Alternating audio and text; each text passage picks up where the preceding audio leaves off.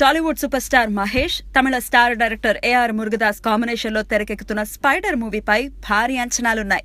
మహేష్ తన కెరియర్ లో తొలిసారిగా ద్విభాషా చిత్రంలో నటిస్తుండడం, ఇప్పటికే రిలీజ్ అయిన ఫస్ట్ లుక్ ఓ రేంజ్ లో ఉండటంతో ఆ అంచనాలు మరింత ఎక్కువయ్యాయి. జూన్ 23న ఈ మూవీని రిలీజ్ చేయాలని చిత్ర యూనిట్ పక్కాగా ప్లాన్ గీస్తోంది. దీనిలో భాగంగా షూటింగ్ ని పరుగులు పెట్టిస్తున్నాడు మురుగదాస్.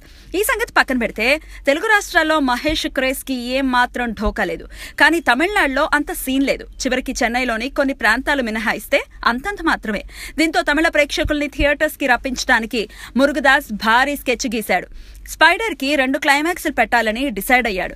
తెలుగు వర్షన్ లో క్లైమాక్స్ ని సాదా సీదాగా లాగించేసి తమిళ వర్షన్ లో మాత్రం అద్దరిపోయే క్లైమాక్స్ ని షూట్ చేస్తున్నాడట. స్వతహాగా వెరైటీని ఇష్టపడే తమిళులకు ఇది ఖచ్చితంగా నచ్చుతుందని మురుగదాస్ బలంగా నమ్ముతున్నాడు. క్లైమాక్స్ బాగున్నంత మాత్రాన జనం సినిమా చూడటానికి వస్తారా? 2 క్లైమాక్స్లున్న విషయం కూడా కొంతమంది పుకారుగా కొట్టిపారేస్తున్నారు.